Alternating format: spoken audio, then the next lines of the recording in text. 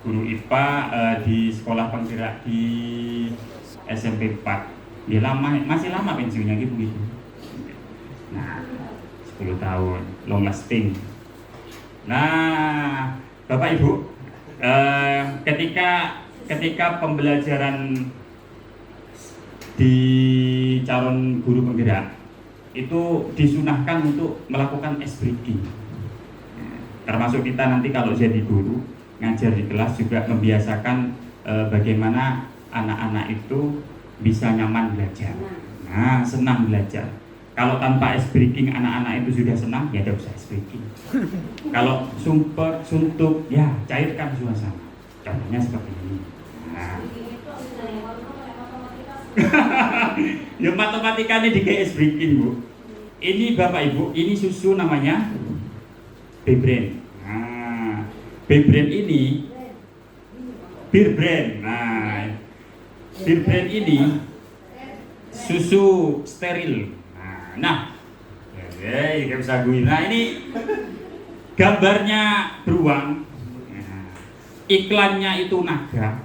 Susunya susu sapi. Jadi ada 3 hewan di sini. Yang minum manusia. Empu dari sapi, dari nogo, dari beruang enggak ada. Nah, jadi ada 3. Sapi, beruang, naga. Nah, Bapak Ibu, coba ikuti kata-kata saya. Ikuti kata-kata saya. Kita lihat ini masih pagi, sambil nulis tidak apa-apa. Apa masih fokus? Apa sudah mikirkan yang aneh-aneh, yang macam-macam? Coba ikuti kata-kata saya. Itu clue-nya. Ikuti kata-kata saya. Sapi, beruang, naga. Naga, sapi, beruang. Sapi, sapi, beruang. Beruang, sapi, naga. Berapa jumlah kaki sapi dan beruang? Betul.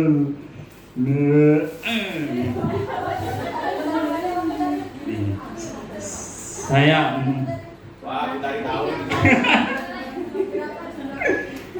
clue-nya adalah ikuti kata-kata saya, Bu. Nah, jadi nggak dihitung, ya diikuti aja, diulangi kata-kata saya. Berapa jumlah kaki sapi dan kaki beruang? Begitu.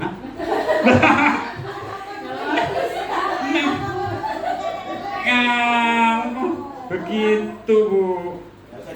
Nggak usah dipikir. Nah,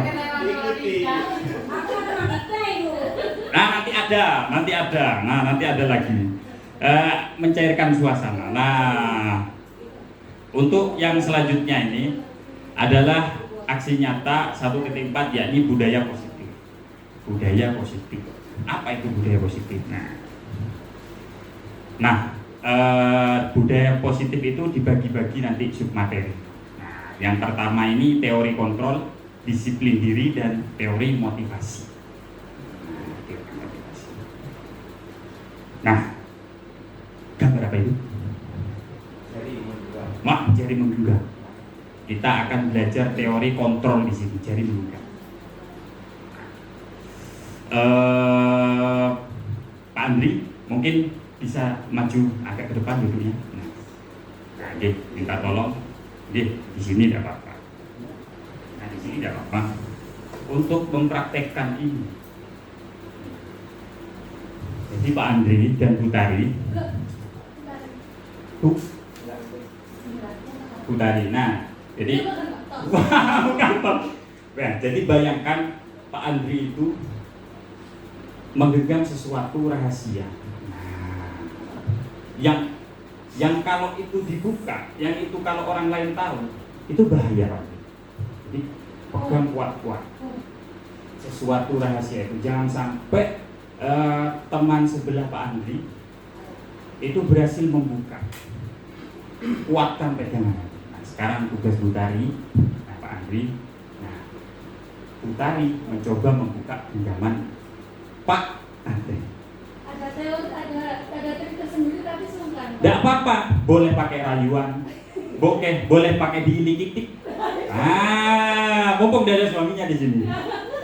Boleh dirayu, dipaksa, terserah. Kita lakukan selama 30 detik. Apakah berhasil? Ayo coba. 3, 2. Hah? Bukan. Dah.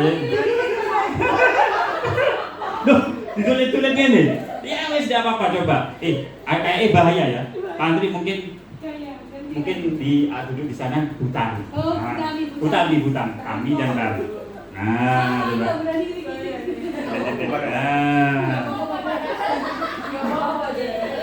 Gak apa-apa jadinya, coba. Enggak Bu, nah itu rahasia jenengan itu. Jangan sampai orang lain. Coba. 3, 2, 1, 30 detik.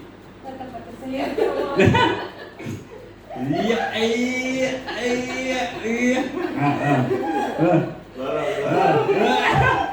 Oke, 10, 9, 8, 7, 6, 5, 4, 3, 2. Tidak bisa, cukup udah.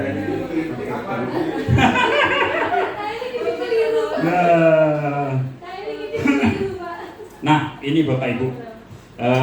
Cukup 30 detik aja. Nah, gak kuat. Iya, itu rahasia yang harus dipegang. Meskipun kita banyak cara merayu, membujuk, memaksa. Nah, dalam kegiatan ini sesungguhnya siapa yang memegang kendali kontrol untuk membuka atau menutup kepalan tangan?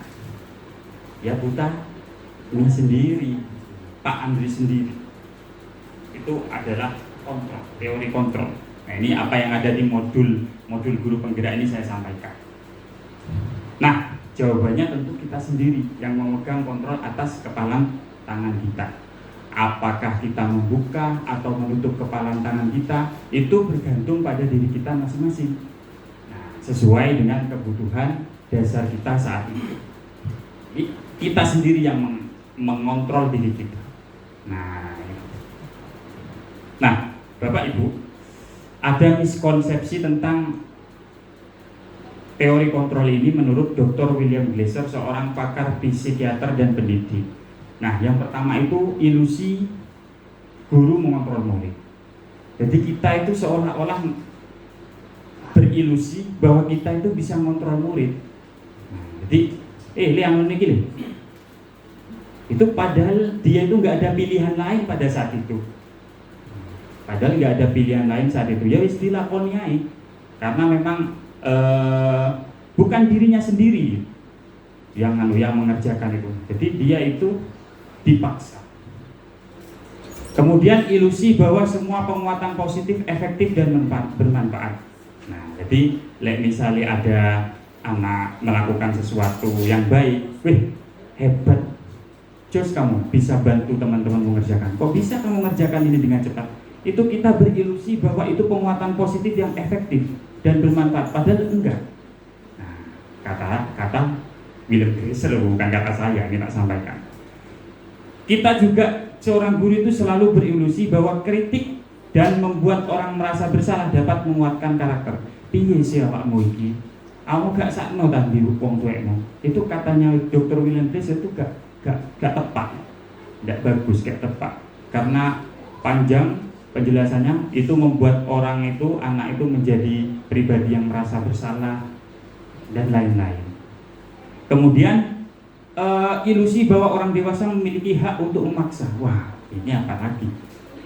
Jadi anak itu adalah individu manusia. Jari Bu Natif itu mereka itu sama seperti kita, cuman mereka itu masih kecil.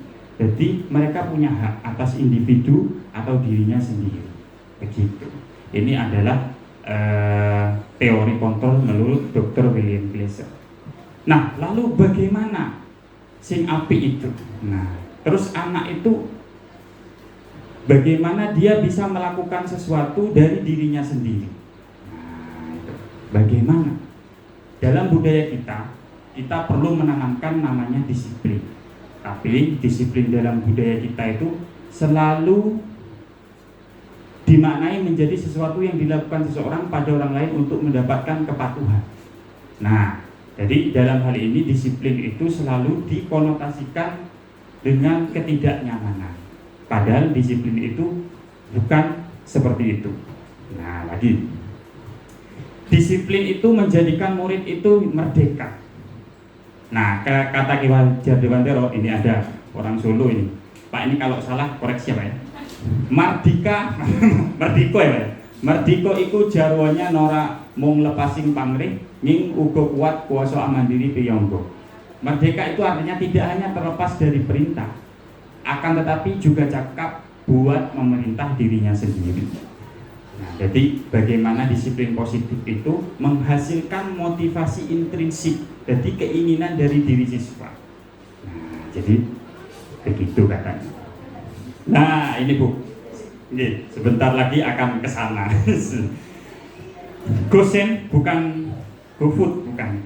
Dian Gosen dalam bukunya Restructuring School Discipline 2001, Dian menyatakan bahwa arti dari kata disiplin berasal dari bahasa Latin disciplina yang artinya belajar, dan discipline juga berasal dari arti kata yang sama dengan disciple atau murid atau pengikut.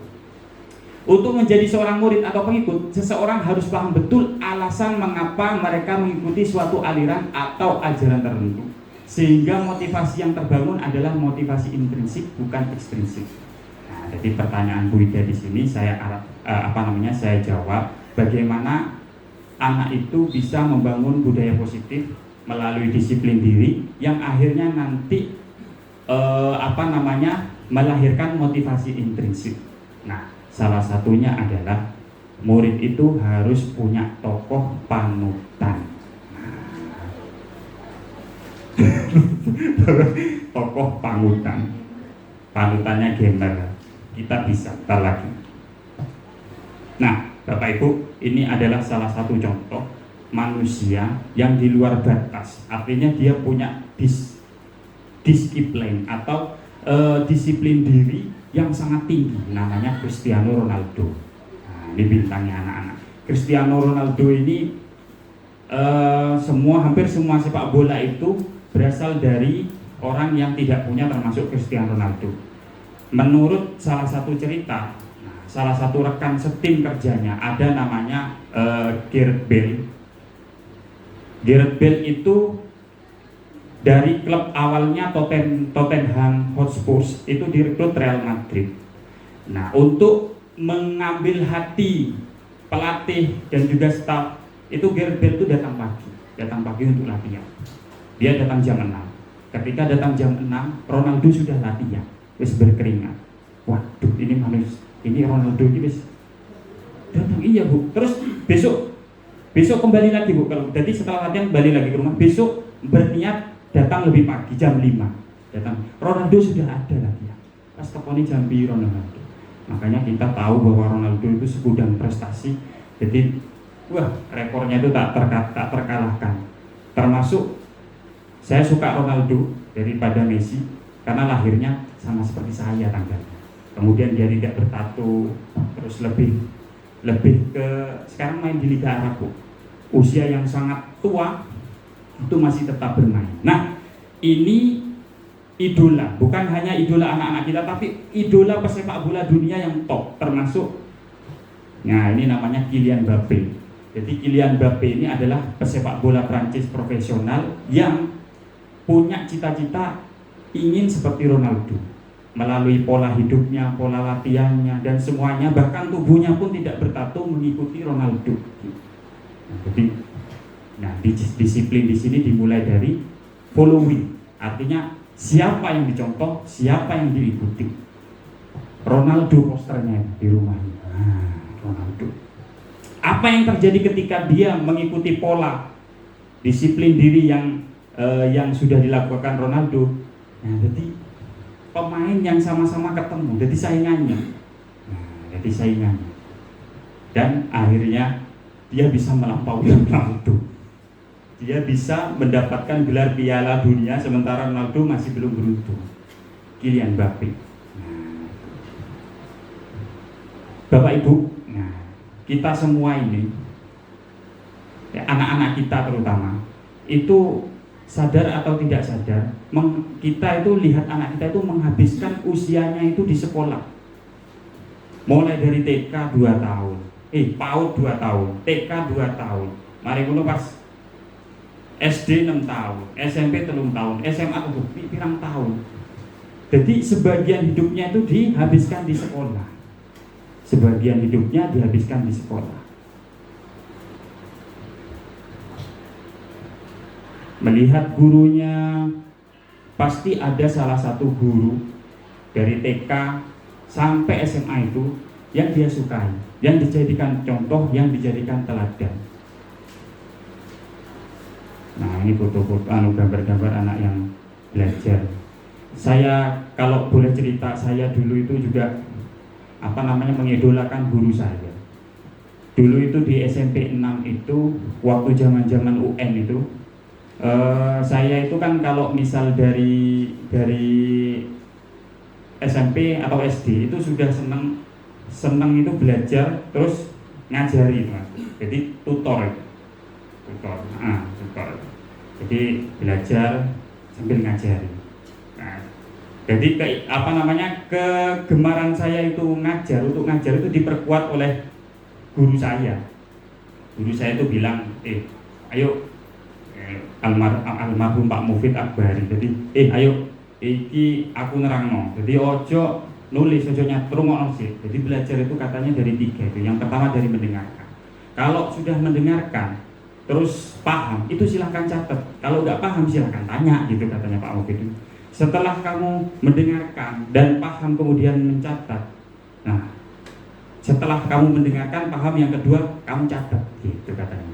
Setelah nyatet, yang ketiga ini yang paling penting dan ilmu kamu udah akan hilang, artinya share, bagikan, gitu katanya Pak Mufid. Oh ya bener bisa. Saya ketika dulu zaman UN itu kan, UN itu sungguh menegangkan. Jadi beberapa anak itu oleh guru itu dipilih. Nah, setelah pulang sekolah itu belajar, kemudian mengajarkan ke yang lain yang belum bisa. Jadi, sistem Among namanya. Ya, jadi dari situ terus lihat saya pribadi guru saya seperti itu baik dan lain-lain. Akhirnya dari situ saya mengidolakan beliau, terus kemudian saya angen-angen pas SMA itu koyo enak jadi guru gitu.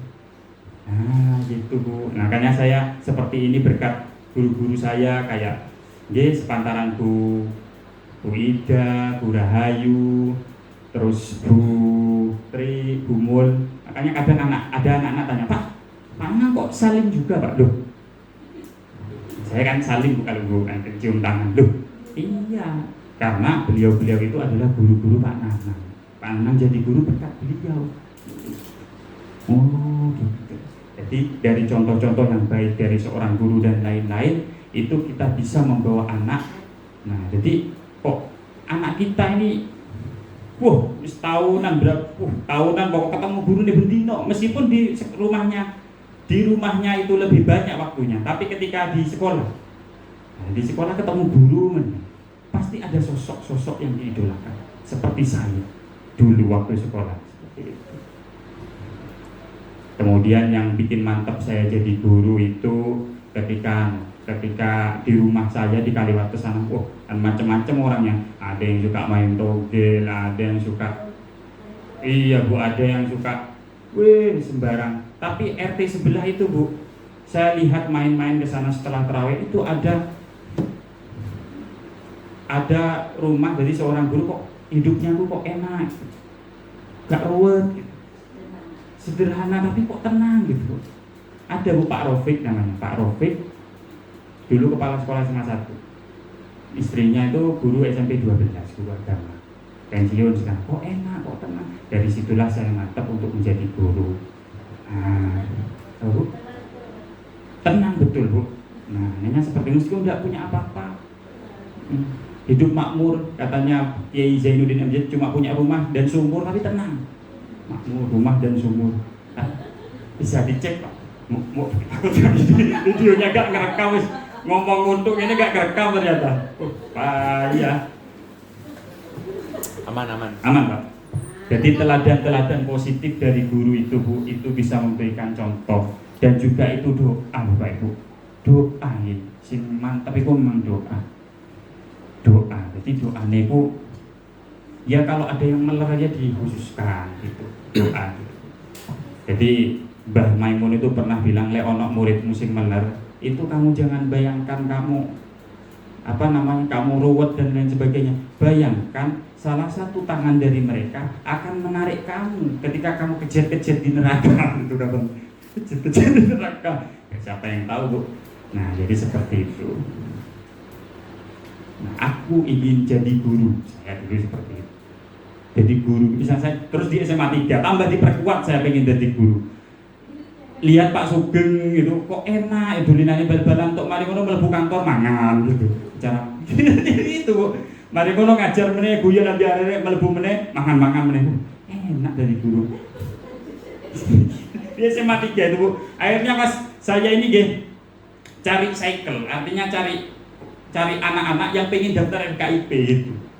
Nah, ketemulah akhirnya belajar bareng, daftarlah PMDK. Lah kok dilalah masuk, alhamdulillah. Jurusan senam PTN dulu, yang SPP-nya itu cuma 600.000 semester gitu. Nah itu, terus mari ngono ternyata yang saya pilih ini jurusannya, yaitu salahnya di situ, fisika. Waduh, fisika pas ketemu mata kuliah namanya. Ya sebetulnya pilihannya itu dulu bahasa Inggris fisik Pak, kira fisik. Ternyata fisika Bu. Akhirnya ketemu namanya mata kuliah PKI Bu, padat kuantum inti itu. Waduh yes. Fisika zat padat, fisika zat kuantum, fisika inti. Wah, dosennya kira-kira. Di FKIP itu pertama yang mencetuskan untuk pakai celana kain itu Pak Joko itu di fisika. Nah, ya kan? Gitu. Jadi kalau kalau kelihatan tuh push up Bu. Kok gini gitu. Kamu kayak pakai celana celana jin, kok muridnya kayak setan. Waduh dah. Gitu. Kalau di KIP itu pakai kan? Bahasa Indonesia. Kalau fisika lihat kan kayak tuwe-tuwe gitu Pak. Makanya mahasiswa fisika itu sulit cari jodoh di KIP itu.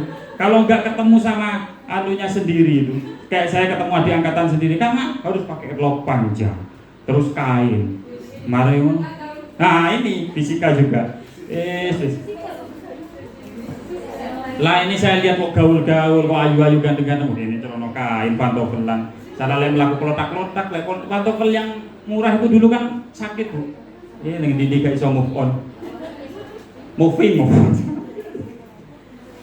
Nah, Bapak Ibu, murid kita itu ketika melakukan hal pasti ada 3 motivasi ini. Motivasi yang pertama adalah menghindari ketidaknyamanan dan hukuman. Nah, jadi kebanyakan murid kita itu iku buan sampah. Lihat Pak Nanang, dupan, dia lihat saya itu kayak mau diselentik jadi wis mau dibuang. Terus mendapat imbalan atau penghargaan dari orang lain. Nah, dan yang ketiga ini yang paling penting adalah menghargai nilai-nilai kebajikan diri sendiri. Jadi punya keyakinan kuat, motivasi yang kuat dari dirinya sendiri. Nah, jadi saya punya teman ini soleh juga Bunda. Itu sholat subuh jamaah sama qobliyah sebelum subuh itu tidak pernah ditinggal. Saya lihat dulu itu di kontrak. Terus tak tanya, kok sholat ini apa? Maksudnya kok iso sholat ini pateng ya?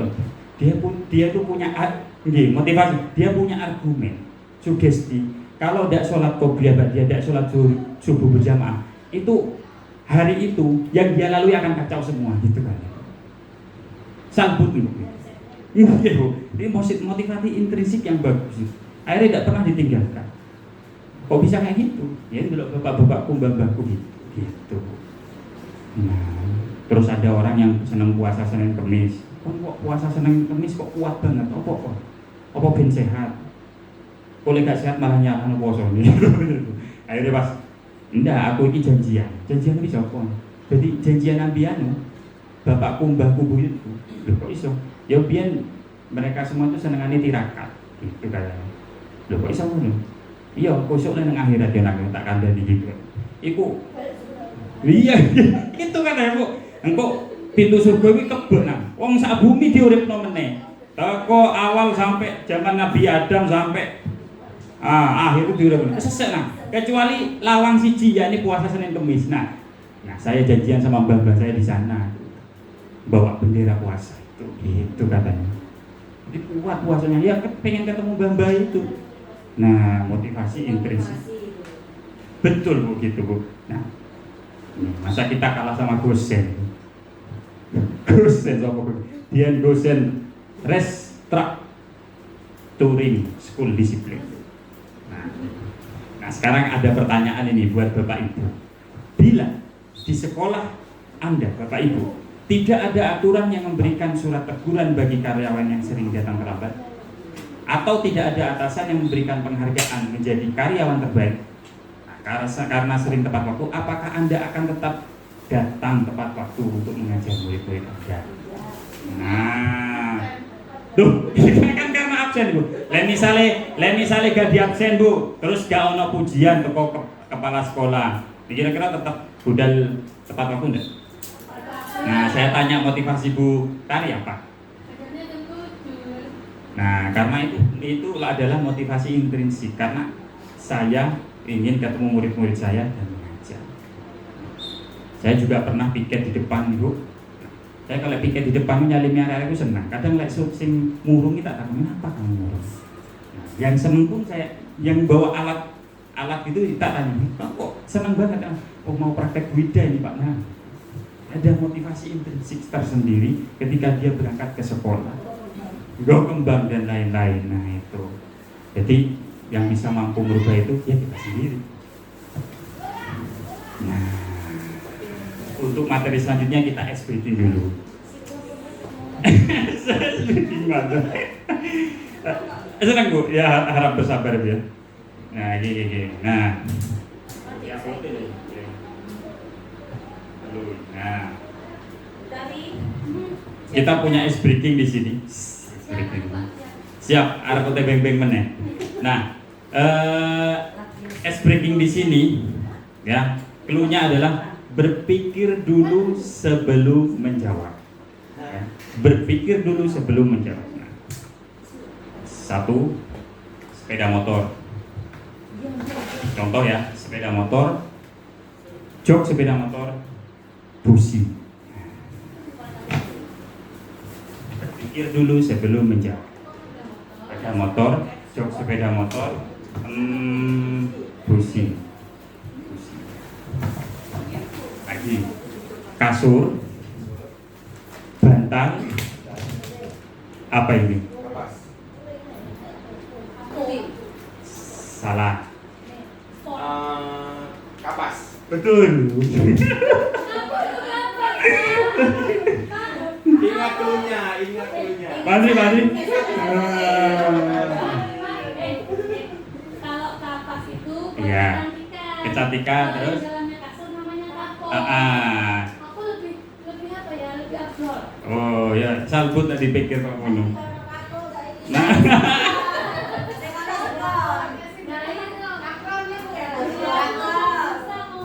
ya, lagi ya. Kursi, meja,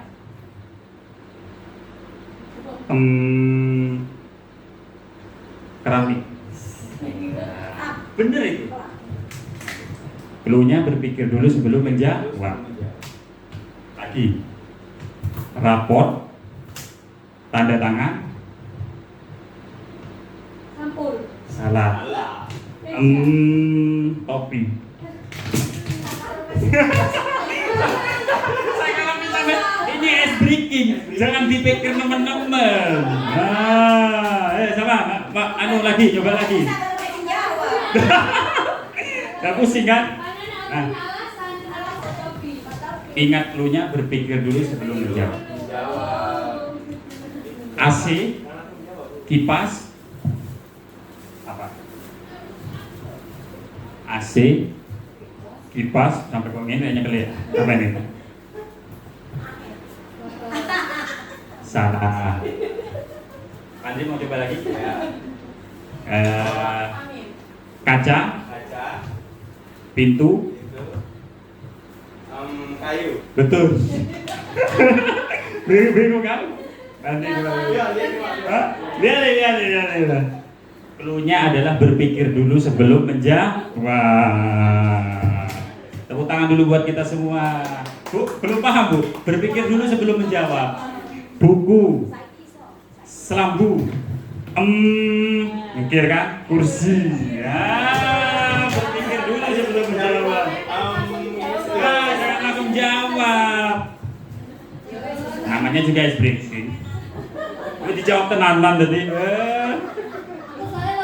Aku soalnya lagi Pak. Repot nih dijawab tenanan. Nah betul, ada acting mikirnya. Berpikir dulu sebelum menjawab. Dikai guyon Bu, aja serius Bu. Kayak dijawab tenan kapok opo didefinisikan di dulu. Nah cluenya berpikir dulu sebelum menjawab. Nah lanjut. 5 kebutuhan dasar manusia. Jadi manusia itu punya 5 kebutuhan dasar. Manusia siapapun itu, termasuk anak-anak kita, anak didik kita, sehingga nanti menghasilkan 3 motivasi yang sudah dijelaskan tadi. Motivasi pertama karena menghindari ketidaknyamanan, kedua adalah motivasinya karena penghargaan, yang ketiga adalah motivasi dari diri sendiri karena unsur disiplin diri atau motivasi intrinsik. Nah, ini didasari dari 5 kebutuhan dasar manusia. Yang pertama, nah ada kasus Ibu Ambar, guru wali kelas 2A di SD Pelita Hati, sedang bingung menghadapi ulah salah satu murid di kelasnya, yakni yang bernama Doni. Beberapa anak di kelas 2A telah datang padanya dan mengeluhkan Doni yang sering kali meminta bekal makan siang mereka dengan paksa. Jika Anda menghadapi situasi seperti Ibu Ambar, apa yang akan Anda lakukan? Menurut Anda, kira-kira apa alasan Doni melakukan hal itu? Nah, coba Butari. Butari top. Butari. Kira-kira Doni itu alasannya apa? Ditanya dulu, betul. Ditanya dulu. Mengapa? Lapar, betul, lapar. Karena 5 kebutuhan manusia itu ini. 1, bertahan hidup. Orang itu akan melakukan apapun untuk bertahan hidup.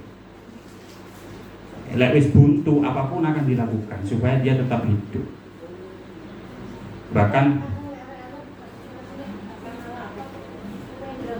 nah, Bu, termasuk bertahan, selain bertahan hidup ada 1 lagi. Jadi ada 5. Lapar tuh kalau sego. Yang kedua adalah kasih sayang dan rasa diterima. Jadi kasih sayang dan rasa diterima. Kasih sayang dan rasa diterima. Masih ingat murid-murid kita Bapak Ibu yang generasi COVID yang kemarin Renat dan kawan-kawan, itu kan nakalnya luar biasa Bu, nakalnya luar biasa. Termasuk ada beberapa pemain futsal itu itu mungkin kena ke hatinya ya ketika guru ngomong, jadi kamu guys apa-apa, jadi cerita ke saya seperti itu. Saya motivasi dia, karena kamu sudah dicap gak bisa apa-apa, buktikan. Dia itu pengen punya kasih sayang dan rasa diterima. Buktikan kalau kamu bisa, buktikan kamu bisa juara. Terus Pak, kalau kamu bisa juara nanti tak panggil namamu maju di depan pada saat upacara. Dari situ motivasinya untuk rasa diterima dan kasih sayang itu membuat latihannya itu kuat. Ketika main mempunyai power yang tinggi. Dan akhirnya berhasil Bapak Ibu. Nah dari sini anak-anak itu memang butuh selain bertahan hidup dan kasih sayang dan rasa diterima. Dianggaplah itu istilahnya. Kemudian yang kedua adalah kebebasan. Yang ketiga adalah kebebasan, kemudian kesenangan, dan yang terakhir adalah penguasaan. Ini fluktuatif, tergantung umur. Seusia-usia saya, Pak Andi dan kita itu lebih condong ke kesenangan, kebebasan dan penguasaan. Nanti sudah mau memasuki masa purna, nah lebih condong ke kasih sayang dan rasa diterima. Gitu. Katanya ilmuwan itu. Nah, bener ya? Wah, ada Bu Natin, selamat datang Bu. Kemudian ada namanya 5 posisi kontrol. 5 posisi kontrol. Jadi anak-anak kita itu cenderung melakukan hal-hal yang kita anggap itu aneh, karena 5 kebutuhan dasar itu, sehingga alhasil menghasilkan 3 motivasi yang tadi sudah saya jelaskan. Jadi motivasi yang pertama apa Bu tadi? Motivasi anak melakukan sesuatu, menghindari ketidaknyamanan. Yang kedua, penghargaan motivasi. Yang ketiga adalah motivasi intrinsik karena kebiasaan atau disiplin diri yang sudah dicontohkan tadi.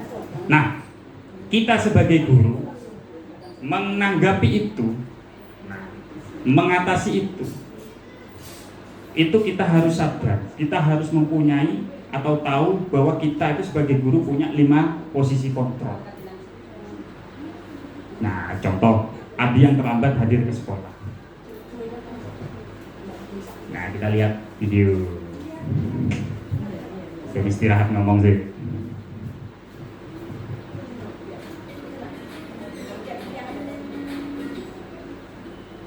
Salam bahagia Ibu dan Bapak guru hebat.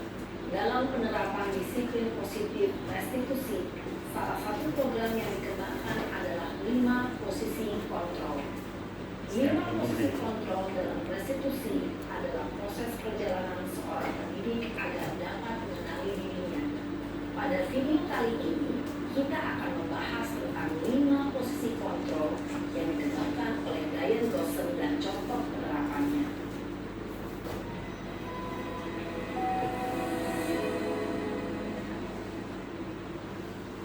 5 posisi kontrol itu adalah 1. Posisi menghukum. 2. Posisi membuat merasa bersalah. 3. Posisi teman. 4. Posisi pemantau atau monitor. Dan 5. Posisi manajer. Untuk lebih memahami kelima posisi tersebut, mari kita saksikan kasus Naren yang terlambat hadir 20 menit di sekolah dan melihat bagaimana kelima posisi kontrol dalam menghadapi masalah tersebut.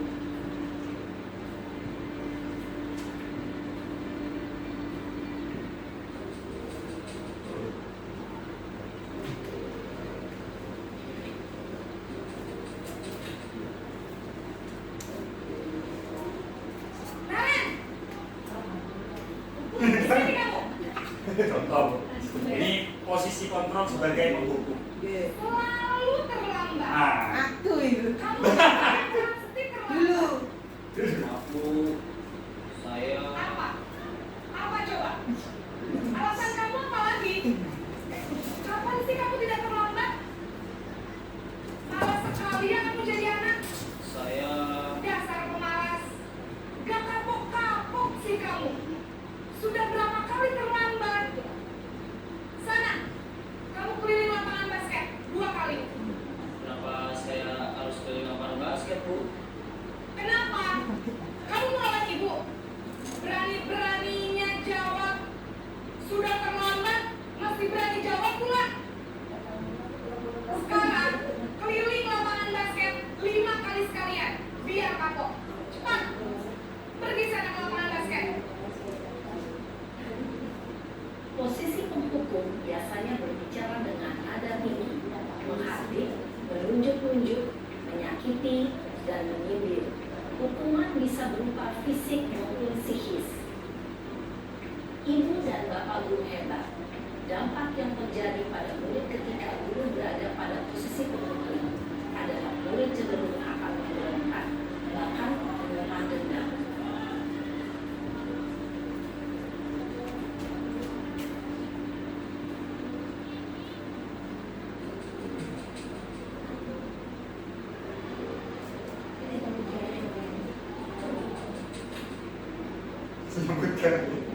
Kerja balik kamu ya, nafkahi adik-adiknya. Paling arek ngomong balik. Naren. Kamu kenapa terlambat lagi, nak? Ya Tuhan, Naren. Kamu senang ya bikin ibu susah ya? Kalau kamu terlambat lagi, nanti ibu yang ditegur bapak kepala sekolah, nak. Disangka ibu tidak bisa membina kamu. Gimana ini? Saya bisa maaf. Aduh, Gusti Naren. Kamu suka ya kalau ibu tegur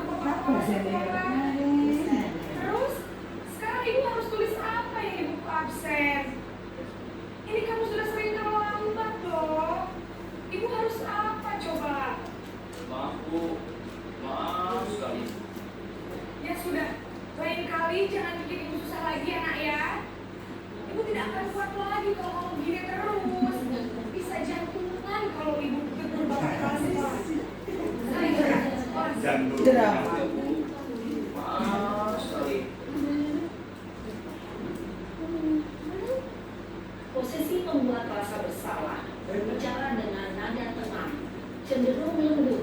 Namun kata-kata yang diutarakan membuat murid merasa menjadi orang yang gagal, memandang buruk dirinya sendiri, merasa tidak berharga, dan tidak sanggup membahagiakan orang lain. Ketika guru mengambil posisi pembuat rasa bersalah, punya pegawai ya. dirinya yang bersalah dan ia akan Yang kali duit terus. negatif tersebut di dalam dirinya. Merasa posisi tepat. gagal lah jadi guru. Delok videonya. Kayak ini ngamuk nang 9A. Heeh. Kayak wingi 9A kapal-kapalan. Aku ngajarin 8G, mau muncul kapal kapal. Sik, menang. Wah, udah. Selamat pagi Bu.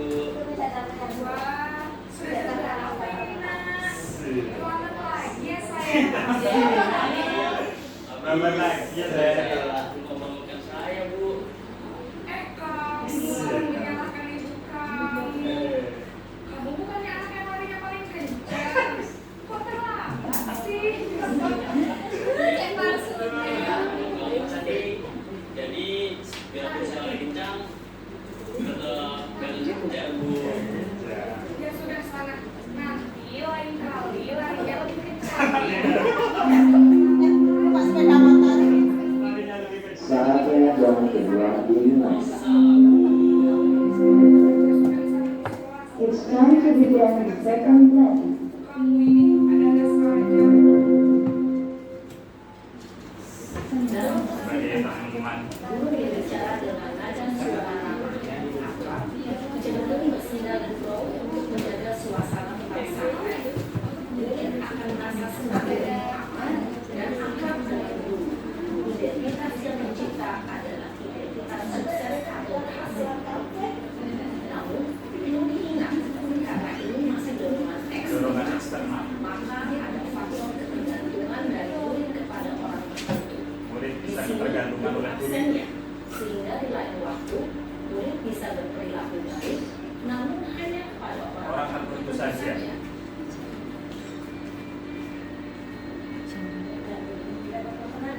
Ini repot tuh. Pinjam duit 100 doang kayak gitu itu. Mengentengkan sesuatu. Nah ini pemantau tempat. Naren, Balik dulu. Siapa sih jadi naren itu? Naren. Hari kelima. Gurunya sudah bubar. Harus masuk sekolah nak. Kita harus di sekolah jam 7 Bu. Iya betul. Sekarang sudah jam 7.20. Naren sudah tahu konsekuensinya jika terlambat hadir. Paham Bu, saya harus tinggal kelas pas jam istirahat selama 20 menit. Iya benar, konsekuensinya demikian. Jadi nanti jam 9.30 pas istirahat, kamu harus tinggal di kelas, kerjakan tugas tambahan untuk ketertinggalan kamu, ya? Baik Bu. Pemantau.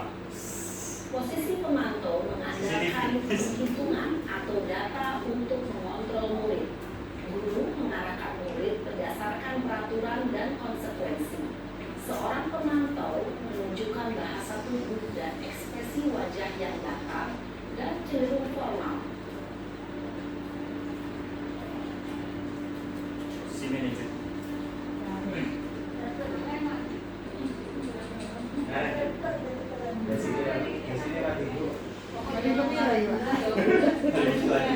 Tapi tetap seragam ya. Naren, Waduh.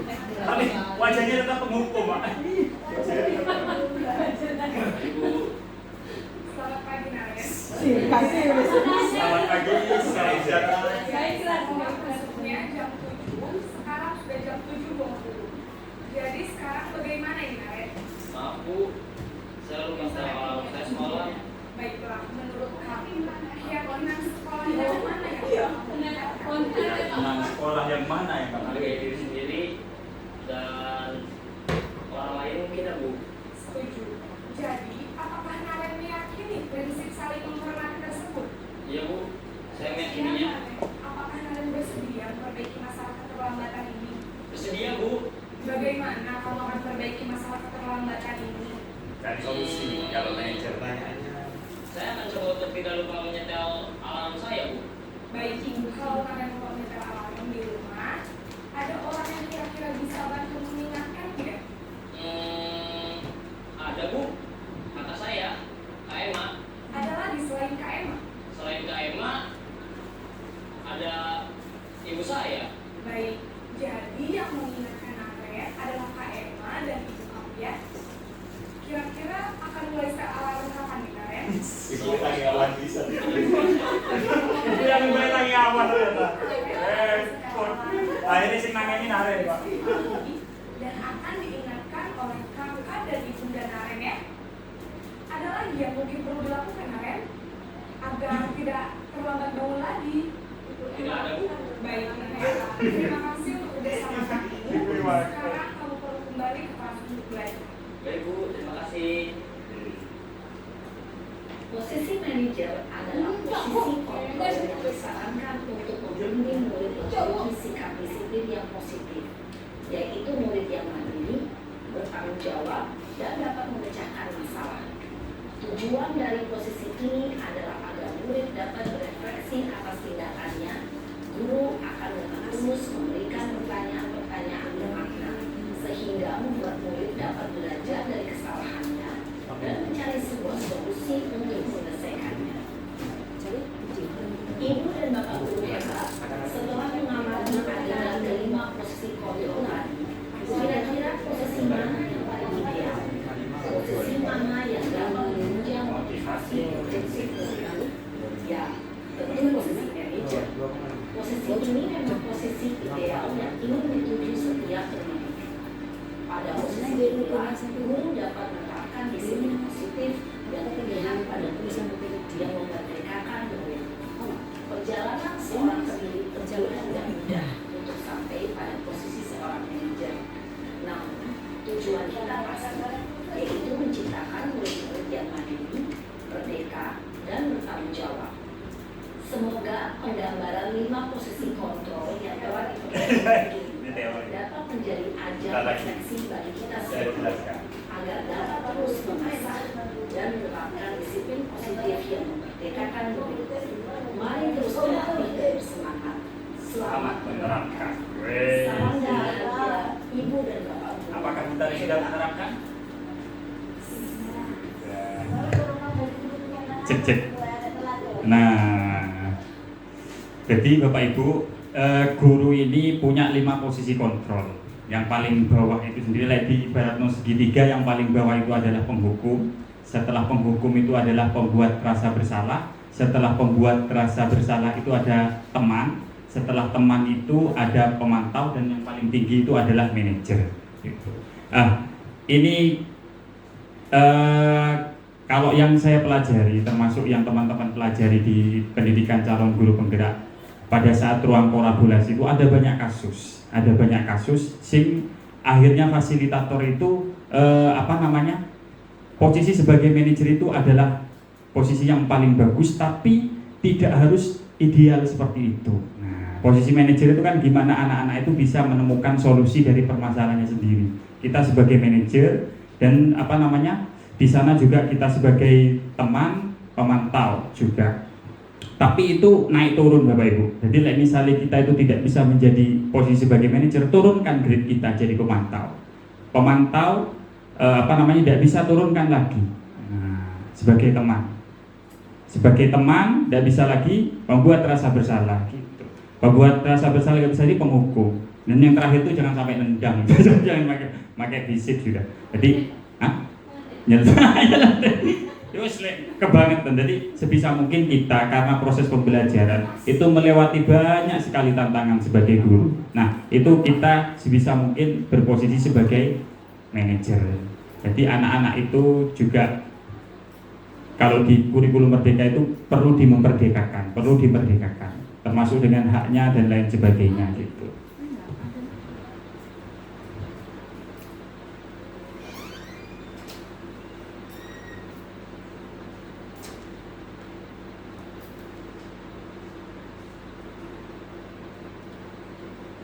Nah, posisi penghukum itu kata-kata yang sering dipakai itu patuhi aturan saya, atau awas ya, kamu selalu saja, selalu pasti selalu yang terakhir selesai gitu.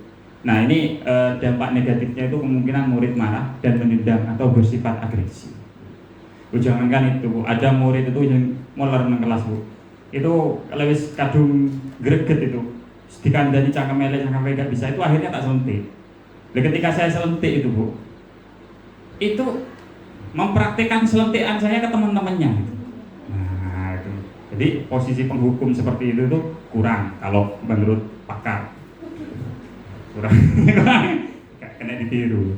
So ditiru sama murid kan ya temennya pas ini. 2. Pembuat merasa bersalah. Bahasa yang digunakan oleh posisi kontrol ya pembuat merasa bersalah ini. 1. Ibu sangat kecewa sekali sama kamu. Nah ini nadanya itu lebih rendah. Cuman cenderung membuat anak itu apatis akhirnya. Jadi anak itu jadi biang keladi. Jadi merasa bersalah terus. Berapa kali Bapak harus memberitahu kamu ya? Gimana coba kalau orang tua kamu tahu kamu berbuat begini? Nah, posisi murid ini akan memiliki penilaian diri yang buruk terhadap dirinya sendiri. Nah, murid terasa tidak bahagia karena apa? Dia merasa sudah mengecewakan orang lain. Kadang ada murid yang seperti ini, tapi kebanyakan murid kita tuh gak ngurus gitu. Gak ngurus. Nah, kontrol kita yang harus diubah. Posisi kontrol kita. Yang ketiga adalah teman. Ini saya mengaplikasikan ke murid itu lebih banyak ke posisi kontrol sebagai teman ini. Wah tapi ya ada kelebihannya kekurangannya. Ya betul Bu, ngelamak. Nah bahasa yang dipakai adalah 1. Ayo bantulah demi Bapak. Ayo ingat gak bantuan Bapak selama ini? Ya sudah kali ini gak apa-apa. Nanti Ibu bantu bereskan. Nah, contoh di video tadi malah suruh lain kali larinya lebih cepat. Lain kali larinya lebih cepat tadi. Ini bukan solusi lari lebih cepat. Nah, murid akan merasa senang dan akrab dengan guru itu. Nah, ini termasuk dampak yang positif, tapi ada dampak negatifnya. Nah, salah satunya adalah jadi tergantung tentang guru tersebut. Nah, ini saya temukan sendiri. Jadi kayak kemarin itu HP anak-anak itu kan disita oleh Bu Novita. Jadi golongan UIUN 7H itu ya ke saya. Pak, ayolah Pak, ini HP saya di. Nah, jadi ceritanya itu ke saya. Cuman itu gak bagus kalau seperti itu. Karena aturan harus tetap aturan. Nah, di posisi teman ini dia merasa mengandalkan guru tersebut untuk membantunya, padahal enggak. CNA adalah guru. Nah, itu. Padahal itu salah. Nah, ini posisi teman ini murid itu bisa bedakan mana yang baik, mana yang efek sampingnya, kemudian mana yang guru, mana yang teman, kebablasan akhirnya. Yang keempat ini pemantau. Pemantau ini mengingatkan murid sekali lagi tentang peraturan-peraturan sekolah yang sudah disepakati. Contoh pertanyaannya ke murid biasanya gini, ayo peraturan apa yang sudah disepakati? Terus apa yang telah kamu lakukan? Nah terus, ayo kalau kamu seperti ini konsekuensinya apa? Ini pemantau, kayak CCTV gitu. Seorang pemantau sangat mengandalkan perhitungan, catatan, data yang dapat digunakan sebagai bukti atau perilaku seseorang. Posisi ini akan menggunakan stiker, slip catatan, daftar cek. Nah, jadi posisi nganu kayak Bu Lexi itu jadi pemantau. Jadi saya baru tahu kalau guru-guru yang telat di piket itu dicap. Sedetail itu. jadi lepas ono ngomong, Bu saya kan pertama kali ini yang tidak masuk Bu, pertama kali izin. Jadi Bu Dedi menengahin. Pas cerita ke saya padahal saya punya data ini masih pemantau ternyata. Waduh, mantap. Posisi ini posisi pemantau sendiri berawal dari teori stimulus respon yang menunjukkan tanggung jawab guru dalam mengontrol murid.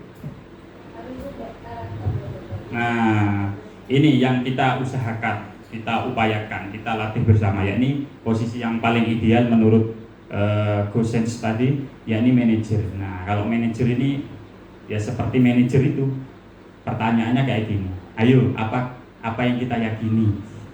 Memang agak kaku. Tapi memang sebelumnya ini anak-anak itu sudah punya kesepakatan Bu, kalau diceritanya itu. Punya aturan-aturan yang disepakati dan diyakini dan harus dilakukan gitu. Konsekuensinya apa yang kalau tidak dilakukan itu anak-anak sudah tahu. Nah itu. Apa kamu meyakininya? Kayak kaku lihat dia ngomong. Terus jika kamu meyakininya, apa kamu bersedia memperbaikinya? Kayak tadi si Naren kan telat, solusinya adalah bisa dibangunkan pakai alarm, kalau nggak bisa mbaknya, kalau nggak bisa ibunya gitu ya. Lebih kepada nyari solutif untuk menyelesaikan masalah tersebut, dan guru bersedia bantu.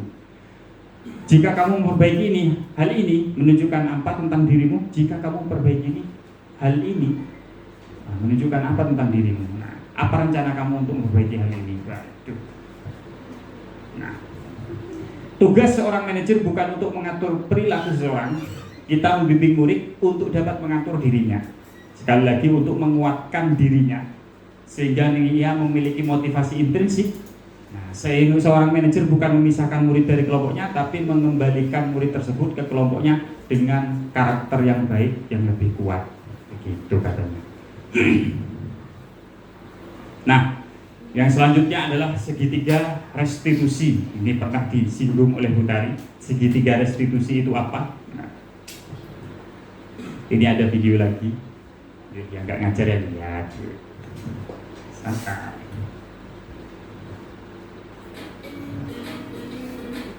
Saya awalnya lihat video ini kaku, tapi saya sudah menerapkan. Pada video kali ini kita akan membahas tentang salah satu program disiplin positif yang diterapkan di lingkungan sekolah yang dikenal dengan nama restitusi.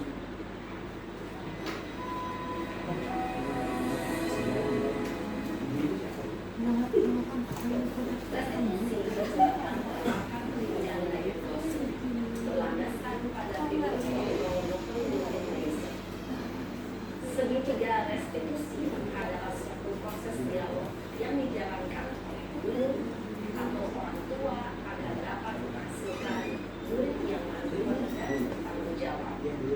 Pada saat guru di posisi manajer, aspek yang dikembangkan pada murid adalah motivasi intrinsik, sehingga penanaman nilai-nilai kebajikan dapat tumbuh dan berkembang menjadi suatu kebiasaan positif yang akhirnya membentuk karakter.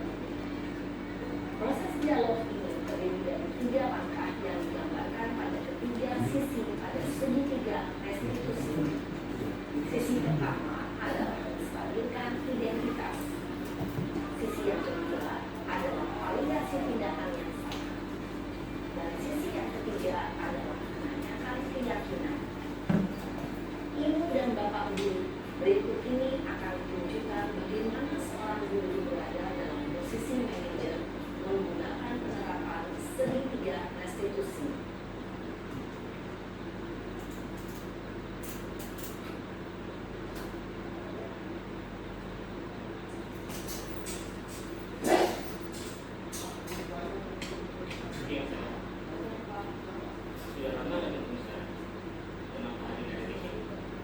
Stop, Pak. Kesel banget.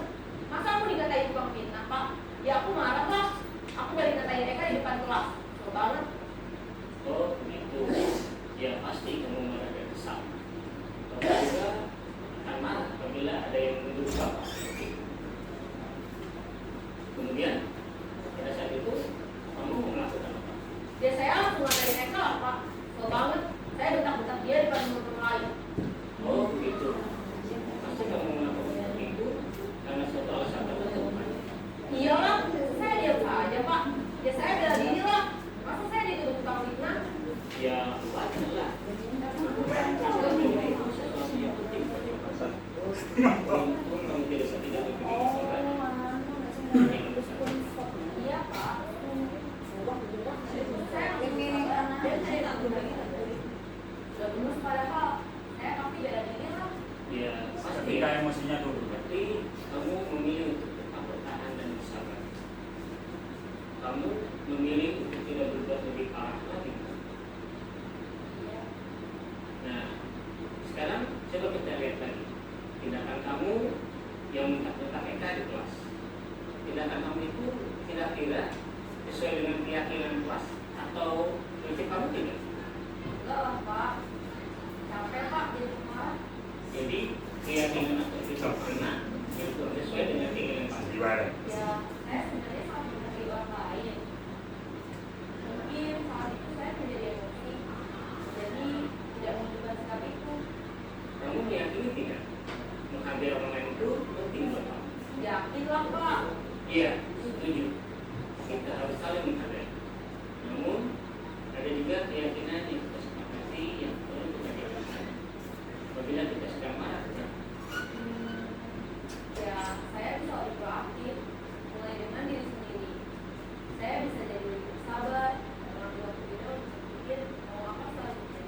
Kira-kira kamu bersedia memperbaiki masalah ini tidak? Sedia, Pak. Kalau kamu memperbaiki masalah ini, kamu akan menjadi orang tanggung jawab. Saya akan menjadi orang yang bertanggung jawab kali ya, Pak. Dan bekerja sama aktif. Iya. Menurut kamu, bagaimana rasanya menjadi orang seperti itu? Ya nyaman lah. Bangga bisa bersabar dan tenang. Baiklah kalau begitu. Yuk kita pikirkan bagaimana memperbaiki masalah ini.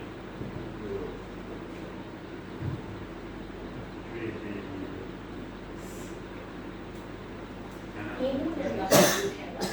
Baru saja kita menyaksikan contoh bagaimana seorang guru berada dalam posisi manajer menggunakan penerapan segitiga restitusi. Mari kita bahas satu persatu. Pada sisi pertama, menstabilkan identitas berdasarkan pada prinsip bahwa membuat kesalahan adalah bagian dari proses pembelajaran. Sisi pertama dari segitiga ini berkaitan bergeser dari identitas murid dari identitas gagal ke identitas sukses. Murid yang sedang bertingkah laku yang tidak pantas atau menarik diri saat itu sedang mengalami identitas gagal. Bila kita mengkritiknya, maka posisinya tidak akan berubah. Kita bisa mengajukan pernyataan-pernyataan ini. 1. Membuat kesalahan sesuatu yang wajar. 2.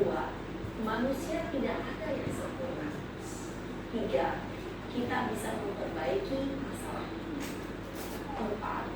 Saya tidak menanyakan kesalahannya. Saya lebih fokus bagaimana memperbaiki masalah ini. 5. Apakah saat ini kamu telah menjadi orang yang baik untuk dirimu sendiri? Pada sisi kedua, validasi tindakan yang salah berlandaskan pada prinsip bahwa tidak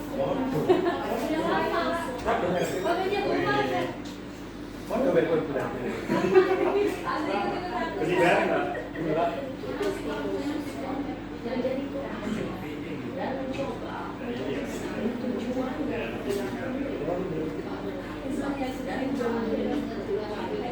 Iya, rumah benih.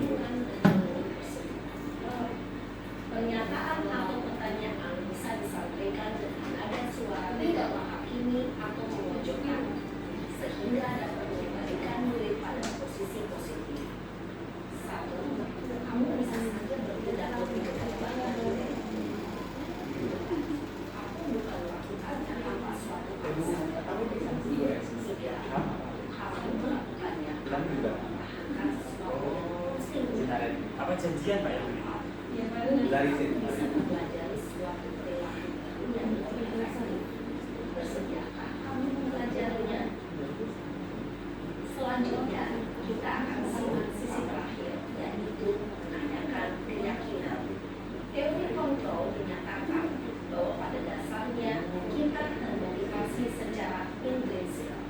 Pada saat perilaku yang salah telah divalidasi dan identitas sukses telah stabil, maka murid telah siap mengaitkan keyakinan-keyakinannya dengan tindakannya yang salah dan pemikirannya telah bergeser ingin menjadi orang yang tuju.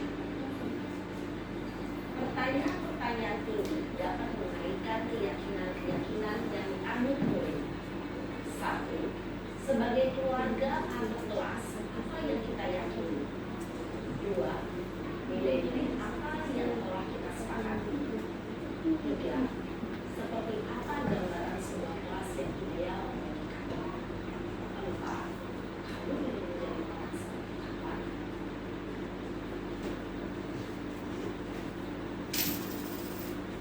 Dalam menerapkan segitiga restitusi, perlu diperhatikan beberapa hal, yaitu 1.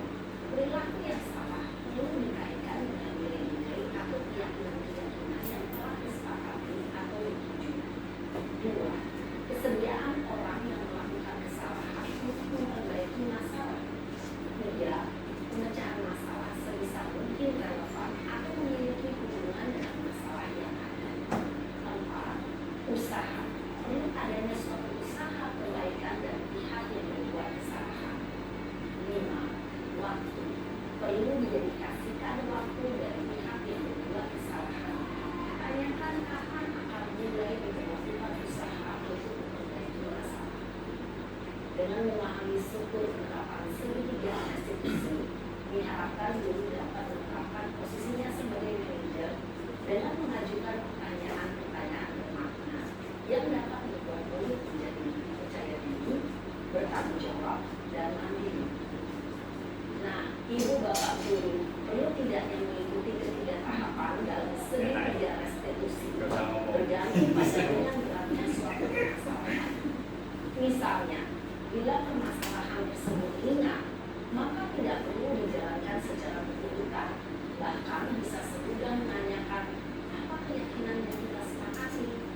Dengan menjalankan segitiga restitusi, dengan mengajukan pertanyaan-pertanyaan bermakna, diharapkan murid menjadi kuat secara pribadi, dapat membuka wawasan murid agar dapat menyelesaikan permasalahannya sendiri, semakin percaya diri, mandiri, dan merdeka. Salam dan bahagia, ibu bapak guru hebat. Salam Bu, terima kasih. Mari Bu, sudah. Oke, next. Komang. Nah.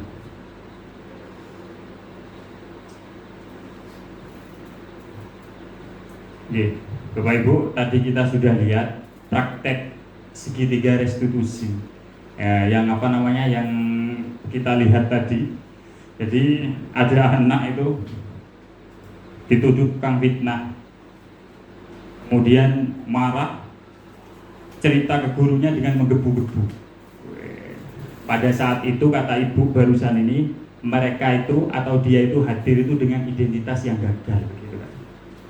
Nah, kalau identitas yang gagal seperti itu kita nggak bisa langsung, kok iso? Wah, itu bisa identitasnya tak betul, begitu katanya. Nah, ketika ada orang atau murid yang punya masalah seperti itu dan ingin bercerita ke kita, ada baiknya segitiga restitusi ini diterapkan. Ada 3 sisi di situ. Yang pertama adalah menstabilkan identitas, validasi tindakan yang salah, kemudian menanyakan keyakinan. Ini nggak harus semua dilakukan. Ketika ada murid bermasalah dan bercerita ke kita, nggak harus menstabilkan identitas, bisa langsung menanyakan keyakinan kelas dan lain-lain. Nah, cuman pada kasus yang tadi itu, si murid datang dengan menggebu-gebu, seolah-olah mau nyokot bapaknya. Nah, tapi seketika teredam. Apa kata-kata apa yang kita perhatikan tadi ketika anak itu tiba-tiba teredam? Nah, kata-kata yang seperti ini tadi, menstabilkan identitas. Oh iya, itu benar. Saya kalau jadi kamu pasti marah. Bahkan kamu hebat bisa mengontrol emosi kamu. Masih untung gitu kan tadi ceritanya. Bisa jadi kamu malah bisa nyakar teman kamu gitu. Nah, tapi dipuji karena sudah bisa mengontrol emosi dan lain-lain. Artinya menstabilkan identitas dia. Karena pada saat itu menurut ibu tadi, dia itu datang dengan identitas yang gagal begitu katanya. Nah, menstabilkan identitas itu kata-kata yang bisa diucapkan. Yang pertama adalah berbuat salah itu tidak apa-apa, pokoknya sering-sering. Tidak ada manusia yang sempurna. Saya juga pernah melakukan kesalahan seperti itu. Kita bisa menyelesaikan ini. Bapak atau ibu tidak tertarik mencari siapa yang salah, tapi bapak ingin cari solusi dari permasalahan ini. Kamu berhak merasa begitu. Nah, tadi ketika ini tadi diucapkan ketika dia marah-marah. Kamu berhak seperti itu. Terus, apa kamu sedang menjadi teman yang baik buat diri kamu sendiri? Nah, ini ya kalau mau modul. Nah. Terus yang kedua, validasi tindakan yang salah. Nah, setelah anak-anak itu stabil identitasnya, datang dengan identitas yang baik, nggak menggebu-gebu, nggak ngamuk, nggak seperti mau menghancurkan meja gurunya. Lalu yang kedua itu penerapan segitiga restitusi. Sisi yang kedua adalah validasi tindakan yang salah. Nah, padahal kamu bisa melakukan yang lebih buruk ya. Kamu pasti punya alasan melakukan itu. Kamu patut bangga pada dirimu sendiri. Kamu telah melindungi sesuatu yang penting buat kamu, yaitu harga diri kamu. Wes. Kamu boleh mempertahankan sikap itu, tapi kamu harus menambah sikap yang baru. Kemudian yang terakhir adalah menanyakan keyakinan keras. Jadi saya ulangi lagi, dari awal posisi kontrol, kemudian penerapan segitiga restitusi, bagaimana menjadi manajer yang baik ini, awalnya adalah antara murid dan guru itu sudah punya keyakinan atau kesepakatan yang sudah disepakati bersama. Jadi langkah yang terakhir dari segitiga restitusi itu yang pertama menanyakan ini, apa yang kita percayai sebagai kelas atau keluarga. Nah, kita katanya keluarga, kita adalah kelas. Ayo, kamu ingat di mana kelas yang baik seperti itu? Kelas yang baik itu seperti apa? Nah, kemudian apa nilai-nilai umum yang telah kita sepakati? Kemudian apa bayangan kita tentang kelas yang ideal? Kamu tahu kan kelas yang ideal itu seperti apa? Yang kamu impikan selama ini. Nah, keyakinan kelas seperti apa yang sudah kita buat kemarin itu supaya kita belajar itu nyaman dan kondusif. Kamu mau jadi orang seperti apa? Nah, apa kamu mau marah-marah terus? Nah, gitu caranya di modul. Nah, dah pas wis angel memang Bu. Nah, angel. Ya kalau guru kelas itu kan. Nah, gitu. Bapak Ibu, kesimpulannya adalah satu. Apa tadi kesimpulannya yang pertama? Satu, bahwa anak itu melakukan sesuatu punya motivasi. Ada 3 motivasi. Motivasi yang pertama itu satu, karena menghindari ketidaknyamanan. Yang kedua adalah karena mereka dapat penghargaan. Yang ketiga adalah motivasi intrinsik atau motivasi yang ada dalam diri sendiri. Motivasi intrinsik itu diperoleh dari disiplin positif yang dilakukan sehari-hari. Disiplin positif yang dilakukan. Nah, dilakukan dengan apa? Dengan pemberian contoh yang baik. Jadi ada following, artinya ada yang harus diikuti. Karena disiplin itu dari kata discipline. Nah, discipline itu artinya adalah pengikut. Jadi anak itu harus tahu, harus punya dasar kenapa dia harus mengikuti seperti itu. Nah, mengikuti idolanya seperti itu. Nah, jadi hendaknya kita sebagai guru, anak-anak kita ini sudah lama sekolah, pasti dari PAUD sampai SMA mereka melihat gurunya, mereka akan melihat guru atau sosok guru yang menjadi panutan, yang diimpi-impikan, guru yang menjadi idola pada dirinya. Nah, itu seperti itu. Nah, kita juga kesimpulannya hendaknya sebagai guru kita harus paham 5 posisi kontrol. Posisi kontrol yang pertama itu adalah penghukum, yang kedua itu adalah pembuat rasa bersalah, yang ketiga adalah sebagai teman, yang keempat adalah pemantau, dan yang kelima adalah sebagai manajer. Nah, hendaknya kita latih kemampuan kita sebagai guru, Bapak Ibu, untuk lebih meningkatkan diri menuju posisi kontrol sebagai manajer. Itu memang fluktuatif, Bapak Ibu, artinya narik turun. Kalau memang kita nggak bisa sebagai manajer, anak tertentu kan nggak bisa kita posisikan diri kita sebagai manajer. Kita bisa turunkan grade kita menjadi pemantau, turunkan lagi grade kita menjadi teman, dan yang terakhir menjadi penghukum. Yang penting ya jangan hukum nama-nama. Nah, gitu. Itu kesimpulan yang kita. Nah, anak-anak itu punya seperti kita. Nah, anak-anak itu punya 5 kebutuhan dasar seperti manusia layaknya. Yang pertama adalah kemampuan bertahan hidup. Apa namanya? Kebutuhan untuk survive, bertahan hidup, kasih sayang, kemudian penghargaan, terus kemudian ada penguasaan, dan yang terakhir itu 5 posisi kontrol yang terakhir adalah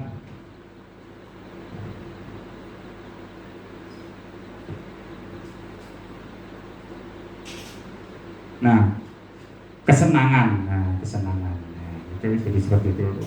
Nah, Bapak Ibu, ada ice breathing lagi penutupan. Nah, jadi 3 kali seperti minum obat ice breathing. Nah, ini ada gambar, Bapak Ibu. Gambar puzzle. Nah, puzzle ini monggo siapa yang bisa merangkai puzzle? Saya bagikan ke jenengan. Puzzle ini bisa membuat. Nggak ada cluenya. Nah, Nggak ada cluenya. Aku udah jebak, nggak ada cluenya. puzzle ini bisa membuat kita itu berpikir out of the box. Bukan. Ada cluenya, Pak. Hah? Ada cluenya.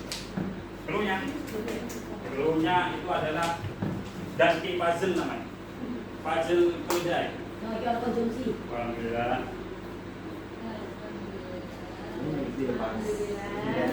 Weh. Terima kasih Bu. Jadi ada 3 gambar. Boleh digunting, Pak? Loh, nggak boleh. Oh, nggak boleh. Nggak boleh. Di depan, Pak.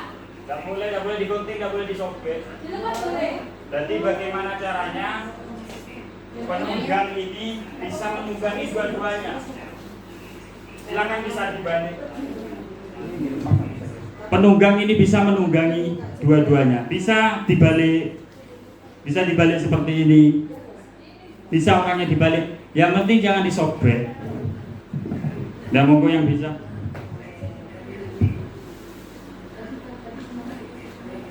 Puzzle yang bisa membuat Anda berpikir out of the box.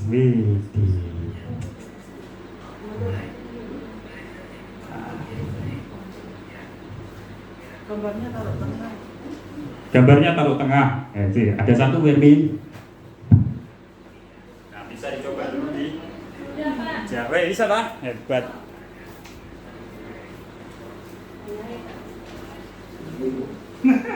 Ini, Pak. Hah? Loh, ini dua-duanya harus naik kuda. Iya, Bu. Ininya? Digandeng, Bu. Naik kuda semua. Nah, kalau kayak gitu bisa keinjek Bu. Nah, tuh. Tadi barusan naik kuda semua deh, Pak. Mana? Coba.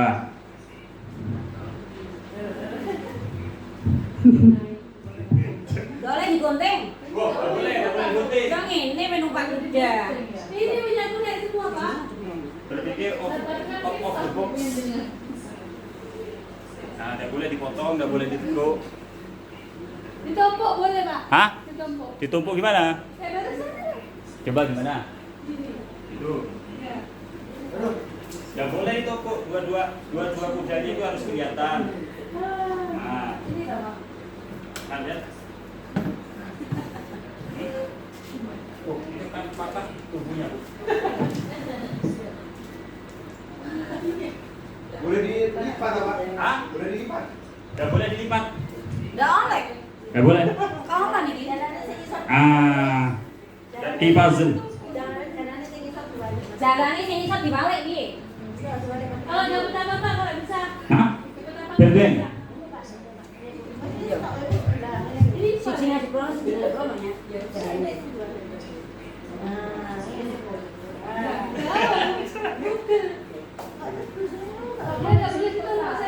Gimana? Iya, itu badannya kan lepas Bu.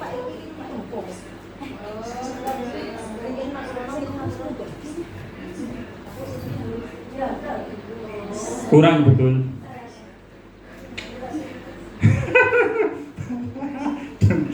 Dan di puzzle. Coba keluarnya berpikir out of the box. Jadi boleh mikir teman salah kan enggak apa-apa toh. Oh, udah apa-apa Bu. Belum nggak apa-apa kan dulu, Pak. Tadi aku nggak boleh. Jadi Pak nggak boleh. Ah, nggak boleh Pak ini, Pak. Nggak boleh. Jadi ada 2 orang yang nanti naik kuda Pak. Nah, naik Oleh kuda oleh itu. bicara ini udah jadi patung. Ah, iya, nggak boleh. Nek dibalik oleh yang Dibalik gak oleh. dijiringan di kono jingan di kono. Oh, oleh. Sijine jarane sikile dhuwur. Jarane sijine ngisor. Oleh. Ini, Pak.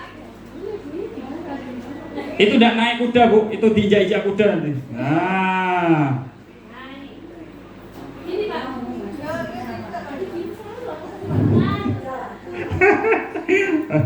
ada. Jangan dulu dibongkar, Pak. Jangan dulu dibuka, oke sip. Salah. Hah? Salah. Salah, itu pisah Bu. Darahnya kayak mana, Pak? Hah? Darahnya di atasnya. Jaraknya di atasnya. Di bawahnya. Nah, kalau kudanya kakinya satunya ke atas, satunya ke bawah tidak apa-apa. Oh, satu toh, bener ya kamu beri. Ah. Kalau dua-duanya ngadep bawah, kakinya juga nggak apa-apa. Apa satu bawah ya? Ini Pak. Hah? Kalau kayak gitu diinjak, Bu. Itu kuali gak iso numpak, Bu. Udah sini ngesor. Ini tuh box. Out the box. Itu masih in the box. Ah. Ini Pak. Geret. Oh, digeret. Digeret. Gimana Cak Lu? Si Cak Lu? Nas? Hah? Nggak boleh dilipat. Out of the box. Nah.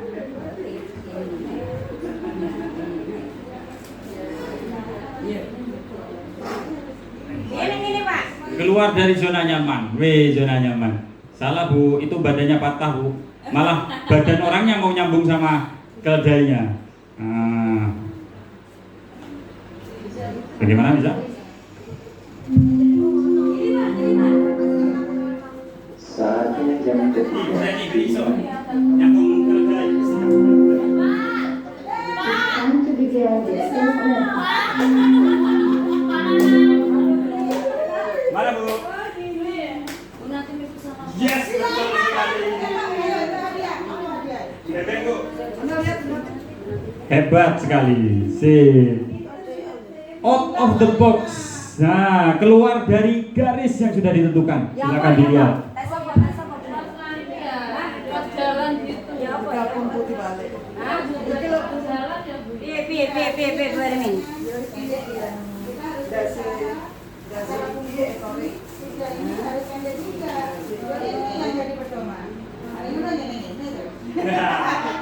Bener-bener nggak boleh dilipat.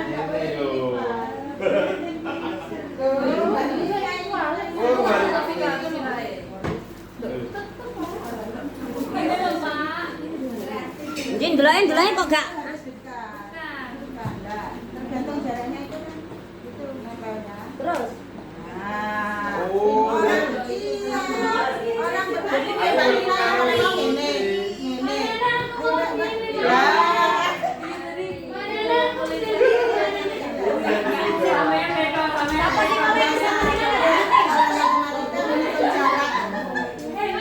Iya kan boleh.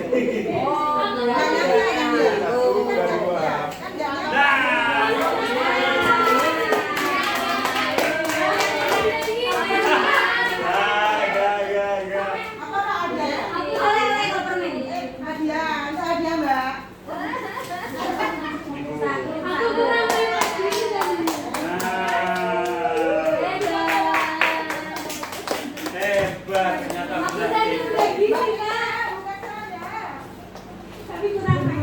berarti hadiahnya satu di paru ya, Bu ya? Hadiahnya satu di paru. Ini, Bapak Ibu nggih.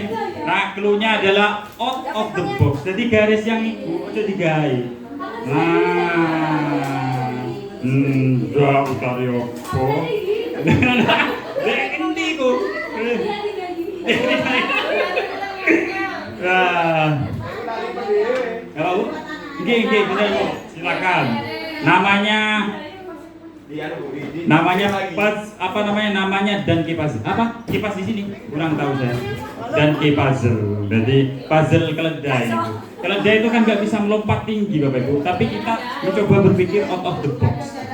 Nah, kemudian keledai itu kan sudah digaris itu, garisnya nggak kampuh di situ. Nah, kita pakai puzzle di luar kiraan kita. Nah, Bapak Ibu, pesan saya di sini Bapak Ibu,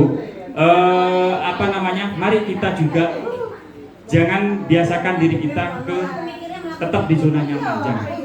Yang masih muda ini saya punya harapan penuh supaya semuanya mengimprove diri, ya, mengimprove diri, out of the box, ikut guru penggerak Bapak Ibu. Pasti saya dukung.